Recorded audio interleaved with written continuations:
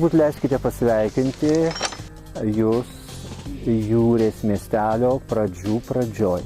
Būtent čia yra Pirmo pasaulinio karo aukų kapinės.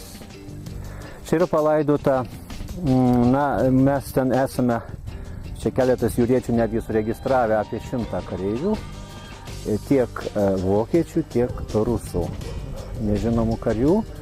Ir kas labai gražu turbūt kaip tolerancijos čia pavyzdys, kad lygiai tokiais pat kryželiais yra pažymėti tiek vienų, tiek kitų kapai. Ir kuomet žmonės Jūrėje klausia, o kada ta Jūrė pradėjo kurtis, atėjus čia, manau, labai lengva rasti atsakymą. Būtent 1915 metais, Liepos rugpjūčio mėnesį, čia yra palaidojimai ir būtent šito laikotarpiu tikėtina, kad ir prasidėjo Jūrės kaipo miestelio gyvenvietės kūrimosi pradžia.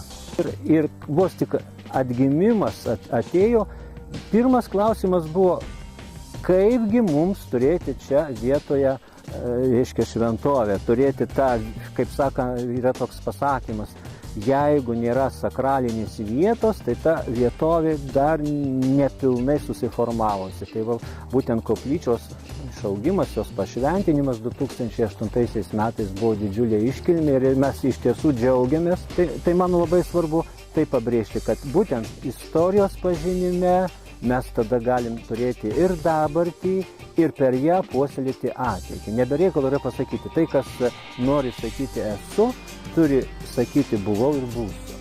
Reiškia šitaip. Tai aš manau, žmonės, jūriečiai iš tiesų labai myli savo jūrę, jie puoselėja ją, yra labai vieningi, tas yra labai gražu, tai va šitos bruožus ir turėtų ir ateityje išlaikyti. Ir aišku, šitų bruožų turėtų jaunimas pasisemti iš vyresniųjų ir aš tikiuosi, jie bus verti vyresnių žmonių.